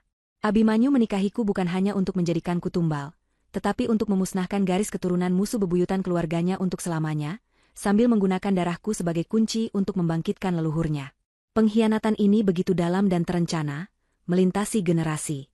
Mataku menyapu altar itu sekali lagi, dan aku melihat sesuatu yang membuat darahku serasa membeku. Tergeletak di samping belati ritual, ada selembar kertas perkamen baru yang masih bersih. Di atasnya, sudah tertulis namaku dengan tinta merah darah. Dan di bawah namaku, tertulis tanggal untuk hari esok. Abimanyu sudah mempersiapkan segalanya. Dia sudah menuliskan surat kematianku bahkan sebelum ritualnya dimulai. Aku adalah domba yang sudah ditandai, berjalan menuju pembantaianku sendiri pada malam Kliwon besok. Waktuku benar-benar hampir habis. Jantungku berdebar begitu kencang hingga terasa sakit, seolah hendak melompat keluar dari rusukku. Aku menatap kertas perkamen dengan namaku yang tertulis tinta merah, sebuah vonis mati yang telah dipersiapkan. Waktu terasa berjalan begitu cepat sekaligus begitu lambat. Setiap detik sangat berharga. Aku tidak boleh diam di sini. Aku harus segera pergi sebelum Abimanyu pulang, dan mendapati ruang rahasianya telah dibobol. Dengan tangan gemetar, aku menggulung kembali kedua silsilah itu. Aku tidak bisa membiarkan bukti penting ini tetap berada di sini. Terutama gulungan silsilah keluargaku. Ini adalah warisanku, sejarahku yang telah dicuri dan disembunyikan. Aku memasukkan kedua gulungan itu ke dalam jubah tidurku. Aku melirik ke arah album foto dan belati ritual. Aku ingin sekali mengambilnya, menghancurkannya, tetapi aku tidak berani. Mengubah apapun di altar ini bisa memberitahu Abimanyu bahwa ada yang tidak beres. Aku harus mengembalikan semuanya persis seperti semula. Dengan hati-hati, aku menutup brankas mini itu, memutar kombinasinya kembali ke posisi acak, dan menyusun buku-buku di depannya. Aku keluar dari kamar terlarang itu, mengunci kembali pintunya, dan meletakkan kuncinya kembali ke dalam brankas. Aku harus memastikan tidak ada jejak sedikit pun. Setelah semuanya tampak normal, aku berlari keluar dari rumah ilusi itu, tanpa menoleh ke belakang. Aku berlari secepat yang ku bisa menuju satu-satunya tempat aman yang ku kenal di kota ini, rumah Nenek Surti. Aku menggedor pintu samping dapurnya dengan tidak sabar. Saat Nenek Surti membukanya, ia langsung tahu dari raut wajahku bahwa sesuatu yang mengerikan telah terjadi. "Neng, kamu berhasil?" tanyanya cemas. Aku tidak bisa menjawab. Aku hanya masuk ke dalam, bersandar di dinding, dan mencoba mengatur napas sambil mengeluarkan kedua gulungan perkamen dari balik bajuku. Aku menyerahkannya pada Nenek Surti. Mata Nenek Surti terbelalak saat melihat gulungan-gulungan itu. Dengan tangan yang sedikit gemetar, ia membukanya di atas meja dapurnya yang kecil. Pertama, ia melihat silsilah keluarga Abimanyu, mengangguk-angguk seolah semua dugaannya terkonfirmasi. Tapi saat ia membuka gulungan silsilah keluargaku, napasnya tertahan. Ia mengusap simbol tunas pakis di bagian atas gulungan itu dengan jemarinya yang keriput. Ini gulungan asli milik para penjaga," bisiknya penuh haru. "Kami kira sudah musnah selamanya." Ia menelusuri tulisan-tulisan kuno di bagian bawah gulungan itu, bibirnya bergerak tanpa suara saat membaca. Tiba-tiba, matanya berhenti pada sebuah baris kalimat yang ditulis melingkar di bagian paling bawah, sebuah catatan kaki dari leluhurku. "Apa itu, Nek?" tanyaku, melihat perubahan di wajahnya. Nenek Surti menatapku, matanya berkilat dengan secercah harapan. "Ini adalah sebuah ramalan, Neng. Sebuah petunjuk yang ditinggalkan oleh leluhurmu. Dengarkan baik-baik." Ia berdeham, lalu membacanya dengan suara yang jelas dan mantap. Saat bayangan tergelap bangkit untuk menuntut darah terakhir, sang pewaris harus merebut kembali cahaya yang dicuri. Hanya darah penjaga yang memegang pusaka Klenting Wening yang bisa menyegel kejahatan selamanya. Klenting Wening. Nama itu terdengar asing sekaligus akrab di telingaku. Seolah alam bawah sadarku mengenalinya. "Pusaka apa itu, Nek?"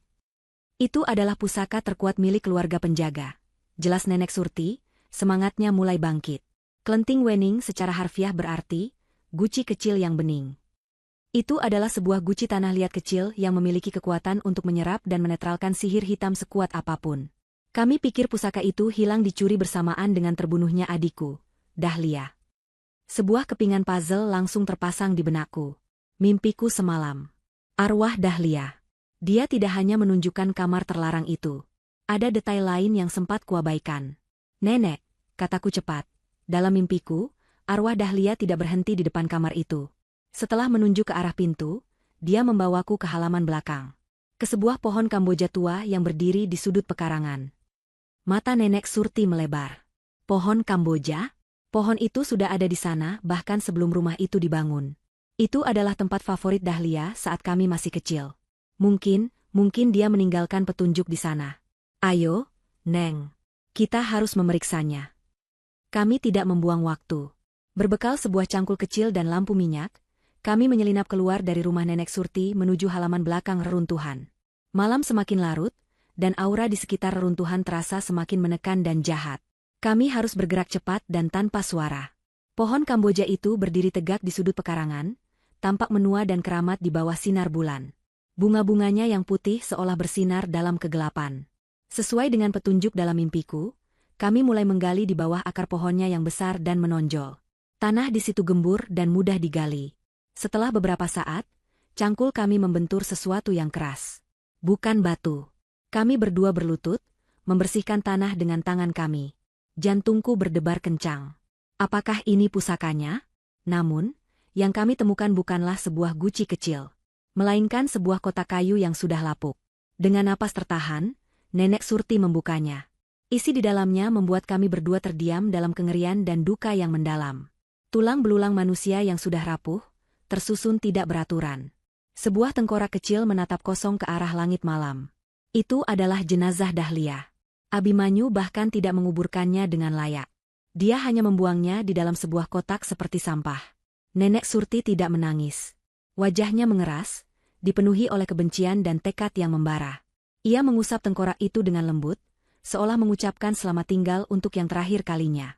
Saat itulah aku melihatnya. Di antara tulang jemari kerangka itu, tergenggam sebuah benda kecil. Bukan catatan, melainkan sebuah liontin dari perak yang sudah menghitam, berbentuk tunas pakis, sama persis seperti lambang di gulungan silsilahku. Ini pasti milik Dahlia. Aku mengambilnya. Saat ku sentuh, Sebuah bayangan visi melintas cepat di benakku. Aku melihat Dahlia, terpojok di dalam ruang altar, mencoba melawan Abimanyu. Aku melihatnya memegang erat kelenting wening di tangannya. Abimanyu merebutnya dengan paksa. Lalu, aku melihat Abimanyu meletakkan guci pusaka itu tepat di tengah-tengah altarnya, menjadikannya pusat dari lingkaran sihirnya. Visi itu hilang secepat datangnya, meninggalkan aku dengan napas terengah-engah dan sebuah kesadaran yang mengerikan. "Nenek," kataku dengan suara bergetar. Pusaka itu ada di dalam ruang altar. Abimanyu meletakkannya di sana. Dia menggunakan kekuatan suci pusaka keluarga kita sebagai sumber tenaga untuk sihir hitamnya. Nenek Surti menatapku, wajahnya pucat. Penghinaan ini adalah puncak dari segala kejahatan. Abimanyu tidak hanya mencuri pusaka itu, ia telah menodainya, mengubah fungsinya dari pelindung menjadi sumber kekuatan jahat. Ia memutarbalikkan cahaya menjadi kegelapan. "Anak iblis," desis Nenek Surti. "Dia sangat licik. Dia menyembunyikan pusaka itu di tempat yang paling tidak terduga, tepat di depan mata kita. Dia tahu tidak ada yang akan menyangka sumber kekuatan gelapnya adalah sebuah artefak suci." Kami kembali ke rumah Nenek Surti dengan perasaan campur aduk antara duka dan sebuah rencana yang mulai terbentuk. Rencana kami berubah total. Tujuanku bukan lagi untuk menghancurkan sumber kekuatan Abimanyu. Tujuanku adalah untuk merebutnya kembali. "Kamu harus masuk kembali ke sana, Neng," kata Nenek Surti setelah kami berhasil menenangkan diri.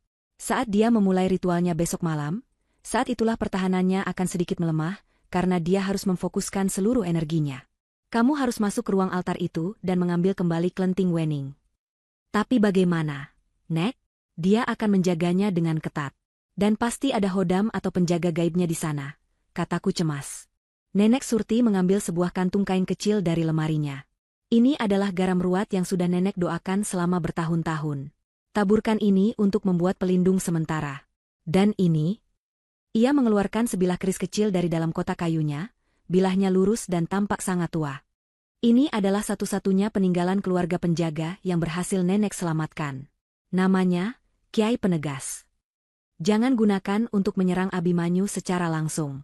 Gunakan untuk memutuskan aliran sihirnya dari pusaka itu. Sentuhkan bilah keris ini ke altar batunya." Rencananya begitu berbahaya, nyaris mustahil. Tapi ini adalah satu-satunya kesempatan yang kami miliki. Aku harus melakukannya. Demi diriku, demi Dahlia, demi para korban lain, dan demi leluhurku. "Aku akan melakukannya, Nek," kataku dengan tekad yang bulat. Malam itu, kami mempersiapkan segalanya. Nenek Surti mengajariku doa-doa singkat untuk perlindungan. Aku memegang erat liontin perak milik Dahlia, seolah menyerap keberanian dari arwahnya. Besok malam, aku tidak akan menjadi domba yang pasrah. Aku akan menjadi sang pewaris yang datang untuk merebut kembali warisannya. Perang antara dua garis keturunan akan mencapai puncaknya. Malam Kliwon tiba dengan cara yang paling mencekam. Langit tidak dihiasi bintang, melainkan tertutup oleh lapisan awan tebal berwarna ungu kehitaman. Bulan yang seharusnya purnama, tampak redup dan dilingkari oleh cincin kemerahan yang ganjil. Angin bertiup lebih kencang dari biasanya, membawa suara-suara aneh seperti lolongan anjing dari kejauhan dan desisan daun-daun kering yang terseret di jalanan. Udara terasa berat dan menyesakan, penuh dengan energi gaib yang membuat bulu kuduku terus berdiri. Di dalam rumah ilusi, suasananya jauh lebih menekan. Abimanyu pulang lebih awal hari ini. Senyumnya yang biasa lenyap, digantikan oleh ekspresi dingin dan fokus yang belum pernah kulihat sebelumnya. Matanya berkilat dengan antisipasi yang mengerikan. Dia tidak banyak bicara, hanya bergerak di dalam rumah dengan langkah-langkah yang terukur, seolah sedang melakukan persiapan akhir untuk sebuah pertunjukan besar. "Aku akan memasak makan malam yang sangat spesial untuk kita malam ini, sayang," katanya, suaranya terdengar datar tanpa kehangatan yang biasa. "Untuk merayakan masa depan kita." Aku hanya bisa mengangguk sambil tersenyum kaku. Jantungku berdebar tak karuan di dalam dada. Inilah saatnya.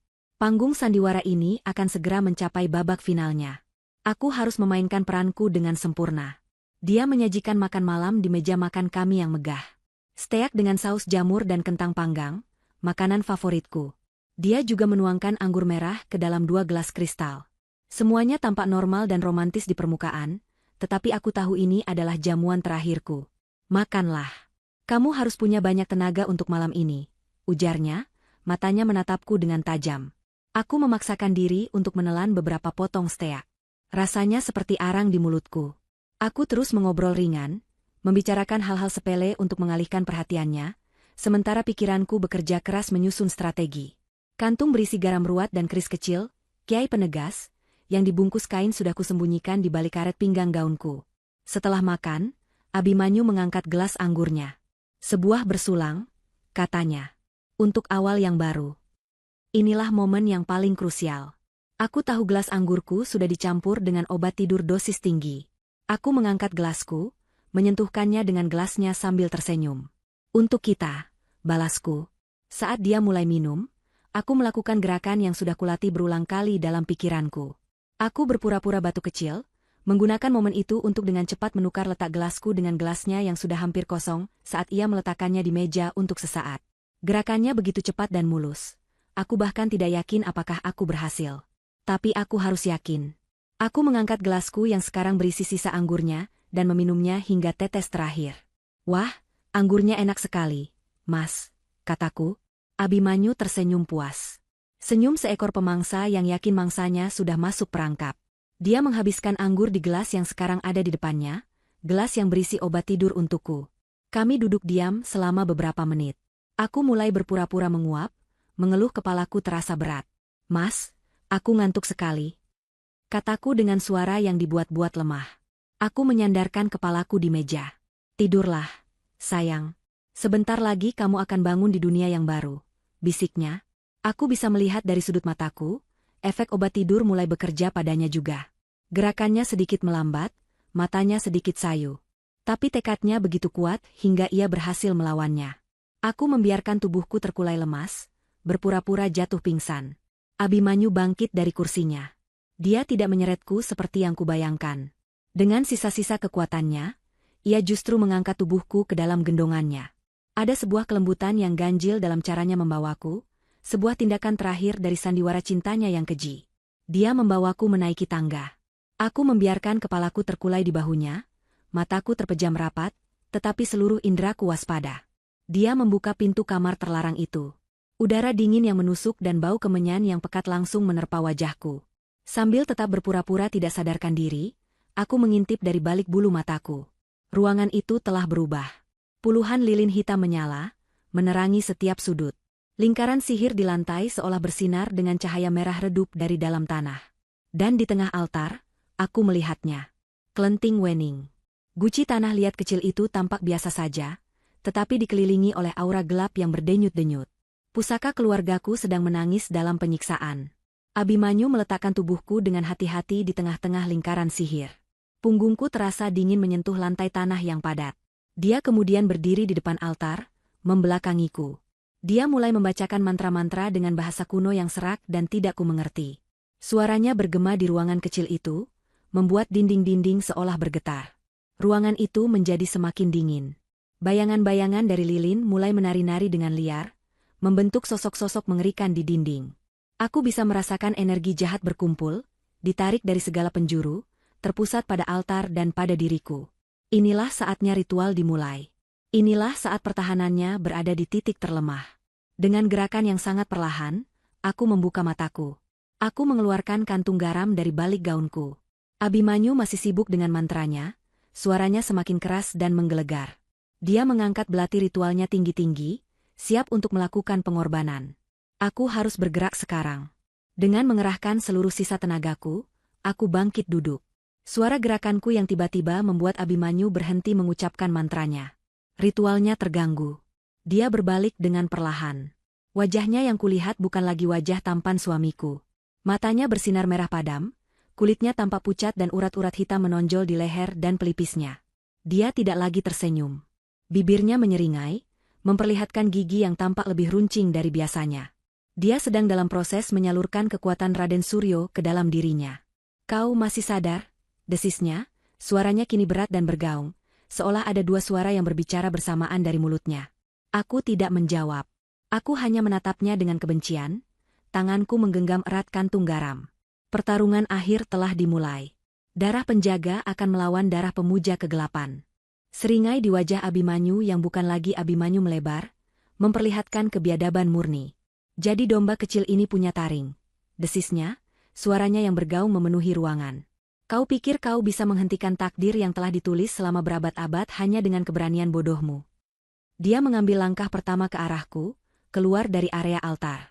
Aku mundur selangkah, jantungku berdebar liar, tetapi tanganku tetap menggenggam kantung garam dengan erat. Ini bukan takdirmu, balasku, suaraku bergetar tetapi tegas. Ini adalah keserakahanmu. Kemarahannya meledak. Dengan kecepatan yang tidak manusiawi, ia menerjang ke arahku. Aku bereaksi berdasarkan insting. Aku merobek kantung kain itu dan melemparkan segenggam besar garam ruat ke arahnya. Garam itu berpendar dengan cahaya keperakan sesaat sebelum mengenai tubuhnya. Abimanyu menjerit. Bukan jeritan manusia, melainkan pekikan melengking yang menyakitkan telinga. Asap hitam mengepul dari kulitnya di tempat garam itu menempel, seolah air suci disiramkan ke atas iblis. Dia terlempar mundur beberapa langkah, menatapku dengan mata merahnya yang kini dipenuhi kebencian murni. Efek seranganku tidak hanya padanya. Seluruh ruangan bergetar hebat. Ilusi rumah mewah yang selama ini menyelimuti reruntuhan itu mulai goyah. Dinding batu di sekeliling kami berkedip-kedip, sesaat berubah menjadi dinding bercat putih gading, lalu kembali lagi menjadi batu lembab. Lampu kristal di atasku berkedip-kedip menjadi sarang laba-laba besar, sebelum kembali lagi. Sihirnya melemah. Kau akan membayar untuk itu, raungnya. Kali ini, dia tidak menyerangku secara langsung. Dia mengangkat tangannya, dan bayangan-bayangan di sudut ruangan seolah menjadi hidup. Bayangan itu merayap di lantai dan dinding, menyatu di belakang punggung Abimanyu, membentuk sebuah sosok yang jauh lebih besar dan lebih mengerikan darinya. Sosok itu perlahan bangkit, tumbuh semakin tinggi hingga kepalanya nyaris menyentuh langit-langit. Itu adalah Hodam penjaganya. Wujudnya adalah gumpalan bayangan hitam pekat yang tidak memiliki bentuk pasti, terus bergejolak seperti asap. Satu-satunya bagian yang jelas adalah 2 titik merah menyala di tempat seharusnya matanya berada, memancarkan kedengkian yang begitu murni. Makhluk itu mengeluarkan geraman rendah yang membuat tulang-tulangku bergetar. Aku teringat peringatan Nenek Surti, jangan pernah tatap matanya. Aku segera membuang muka, memfokuskan pandanganku pada altar di belakang Abimanyu. Itulah tujuanku. Klenting Wening. Habisi dia, perintah Abimanyu kepada makhluk bayangan itu. Makhluk itu melesat ke arahku, bukan dengan berlari, melainkan dengan meluncur di atas lantai seperti tumpahan minyak. Aku melemparkan segenggam garam lagi ke jalurnya. Makhluk itu menjerit saat bersentuhan dengan garam, wujudnya sedikit memudar, memberiku waktu sepersekian detik untuk menghindar. Aku berguling ke samping, menghindari cakaran bayangan yang seandainya mengenai pasti akan merobek jiwaku. Pertarungan kini menjadi permainan kucing dan tikus yang mematikan. Aku terus bergerak, berlari mengelilingi lingkaran sihir, sementara Abimanyu tetap berdiri di dekat altar, seolah terikat di sana, hanya mengirimkan hodamnya untuk mengejarku. Ilusi rumah terus berkedip dengan semakin kacau. Aku bisa melihat sofa mewah berganti menjadi tumpukan puing, televisi layar datar menjadi lubang menganga di dinding. Dunia nyata dan dunia sihir sedang berperang, dan aku berada tepat di tengah-tengahnya. Aku harus mencapai altar. Aku harus merebut pusaka itu. Aku melihat Abimanyu mulai kembali merapalkan mantranya, mencoba melanjutkan ritual yang terganggu. Energi di ruangan itu kembali meningkat. Aku tidak punya banyak waktu. Dengan nekat, aku berlari lurus ke arahnya. Bukan untuk menyerangnya, tetapi untuk melewatinya. Hodam itu bergerak untuk mencegatku. Saat makhluk itu berada tepat di hadapanku, aku melemparkan sisa garam terakhir bukan ke arahnya, melainkan ke atas, ke udara di antara kami.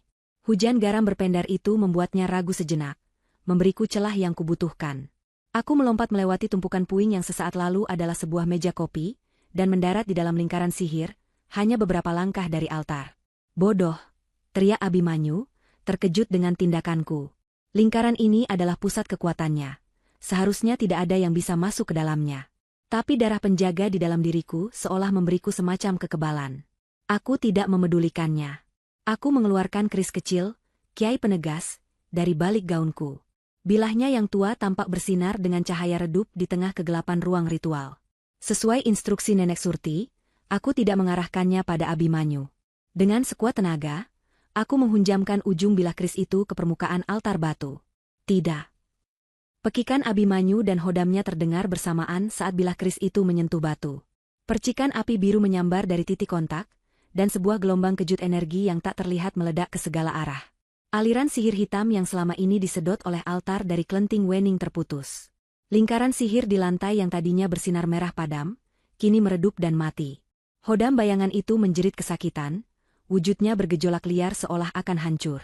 Abimanyu sendiri terhuyung-huyung mundur, memegangi dadanya. Kekuatan pinjamannya menghilang. Seringai iblisnya lenyap, digantikan oleh ekspresi syok dan tidak percaya. Inilah kesempatanku. Aku mencabut keris itu dari altar dan mengulurkan tanganku ke arah Klenting Wening. Aura gelap yang tadinya menyelimuti guci pusaka itu sudah jauh berkurang. Saat ujung jariku menyentuhnya, sensasi yang luar biasa menjalari seluruh tubuhku. Bukan sengatan listrik, melainkan perasaan hangat yang familiar, seperti pulang ke rumah setelah perjalanan yang sangat panjang. Darahku, darah penjaga terakhir, bereaksi dengan pusaka leluhurku. Begitu aku menggenggam guci itu sepenuhnya, cahaya putih yang menyilaukan meledak dari dalamnya. Bukan cahaya yang menyakitkan, melainkan cahaya yang terasa murni dan menenangkan. Cahaya itu menyebar ke seluruh ruangan, mengusir semua bayangan.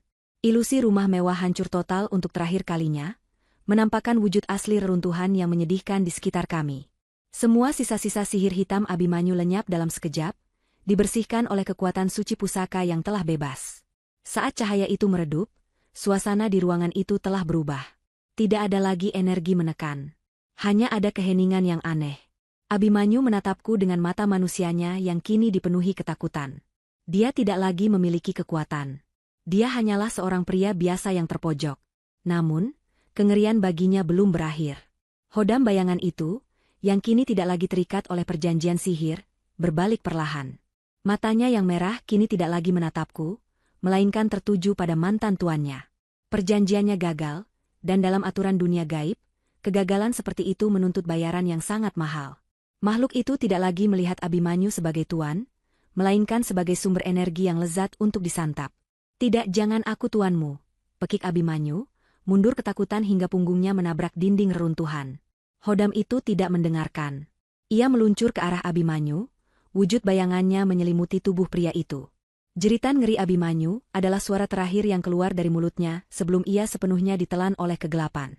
Bayangan itu kemudian surut, meresap ke dalam tanah, dan Abimanyu telah lenyap, seolah tidak pernah ada.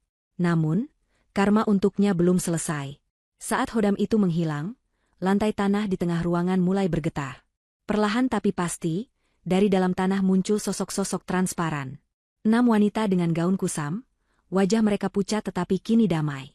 Di antara mereka, aku melihat Dahlia. Dia tersenyum padaku, sebuah senyum terima kasih yang tulus. Mereka tidak membalas dendam dengan kejam. Mereka hanya mengelilingi tempat di mana Abimanyu tadi lenyap. Lalu, dari tanah itu muncul arwah Raden Suryo, bukan dalam wujud pangeran yang gagah, melainkan dalam wujud arwah tersiksa yang marah karena ritual kebangkitannya telah gagal total. Dia meraung tanpa suara. Arwah para korban kemudian serentak mengulurkan tangan mereka. Bukan untuk menyerang Raden Suryo, melainkan untuk menariknya kembali ke dalam segelnya. Mereka menariknya ke dalam tanah, dan bersamaan dengan itu, dari dalam kegelapan muncul arwah Abimanyu yang gemetar ketakutan. Para korban itu kemudian memeganginya, menariknya ikut bersama mereka. Bukan untuk menyiksanya, melainkan untuk menemaninya dalam kegelapan abadi, sebuah hukuman yang jauh lebih buruk daripada kematian. Dia tidak akan pernah sendiri, selalu ditemani oleh arwah-arwah yang telah ia korbankan. Saat arwah terakhir menghilang ke dalam tanah, seluruh bangunan mulai bergetar hebat. Batu-batu mulai berjatuhan dari langit-langit. Reruntuhan ini, yang kekuatannya telah habis, akan segera ambruk, mengubur semua kejahatan di dalamnya untuk selamanya. Dengan Klenting Wening tergenggam erat di tanganku, aku berlari. Aku melompati puing-puing, menghindari balok kayu yang jatuh, berlari sekuat tenaga menuju pintu keluar. Tepat saat aku melompat melewati ambang pintu dan merasakan udara malam yang segar di wajahku, aku mendengar suara gemuruh yang memekakan telinga di belakangku. Seluruh bangunan itu runtuh ke dalam dirinya sendiri, menciptakan awan debu tebal yang membubung ke langit malam.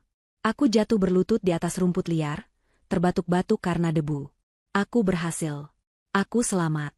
Di tengah keheningan yang mengikuti suara gemuruh reruntuhan, aku hanya bisa mendengar deru napasku sendiri dan detak jantungku yang perlahan mulai kembali normal. Aku masih berlutut di tanah, tubuhku gemetar karena sisa-sisa adrenalin dan kelelahan yang luar biasa. Debu perlahan mulai turun, menampakkan gundukan besar puing-puing kayu dan batu di tempat di mana rumah ilusi itu tadinya berdiri. Semuanya sudah berakhir. Mimpi buruk itu telah selesai. Sebuah tangan yang hangat dan keriput mendarat dengan lembut di bahuku. Aku mendongak dan melihat wajah Nenek Surti, diterangi oleh cahaya lampu minyak yang dibawanya. Matanya yang bijaksana menatapku dengan campuran kelegaan, kebanggaan, dan duka yang mendalam. Dia tidak perlu bertanya.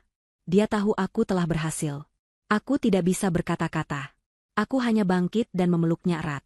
Dia membalas pelukanku, menepuk-nepuk punggungku dengan menenangkan. Dalam pelukannya, aku akhirnya membiarkan diriku menangis.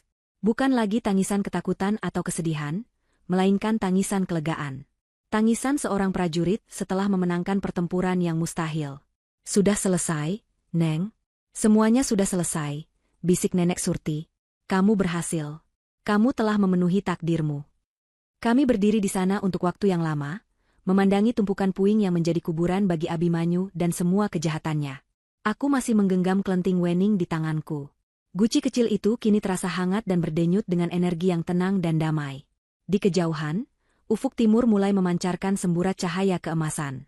Fajar akan segera tiba. Fajar pertama dalam hidup baruku.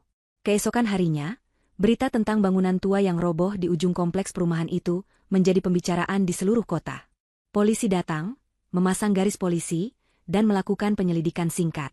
Cerita resmi yang disimpulkan adalah sebuah kecelakaan tragis. Sebuah bangunan tua tak berpenghuni yang akhirnya menyerah pada usia. Nama Abimanyu disebut-sebut. Ia, seorang manajer properti dari Jakarta, dinyatakan hilang, kemungkinan besar terkubur hidup-hidup di bawah reruntuhan saat sedang mensurvei properti tersebut. Pencarian dilakukan selama beberapa hari, tetapi jasadnya tidak pernah ditemukan. Kasus itu akhirnya ditutup, menjadi satu lagi misteri lokal yang tak terpecahkan.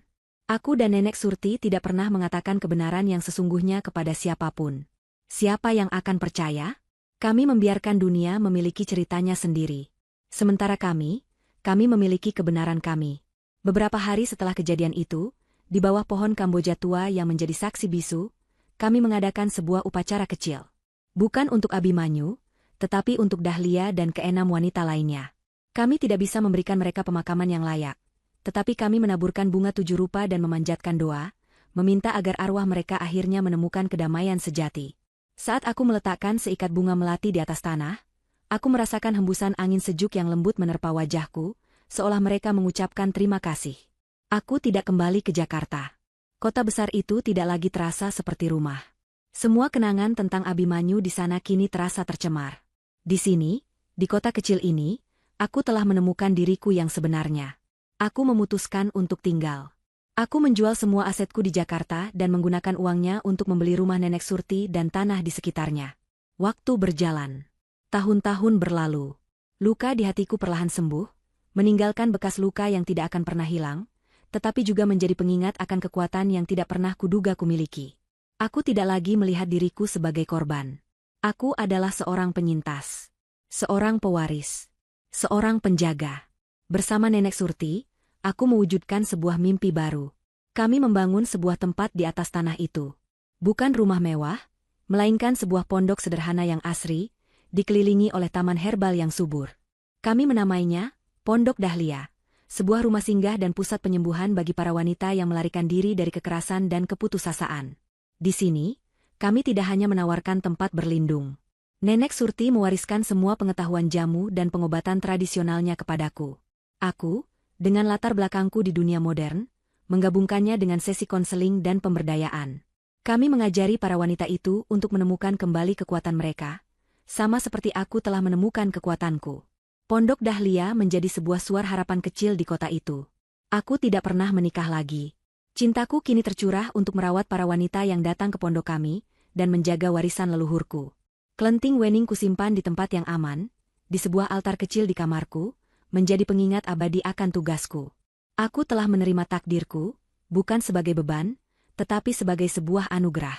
Terkadang, di malam hari yang tenang, aku akan duduk di teras pondok, menatap ke arah gundukan tanah yang kini telah ditumbuhi rumput liar, tempat reruntuhan itu pernah berdiri. Aku tidak lagi merasakan ketakutan. Aku hanya merasakan kedamaian. Aku tahu bahwa di bawah sana, kejahatan telah disegel selamanya.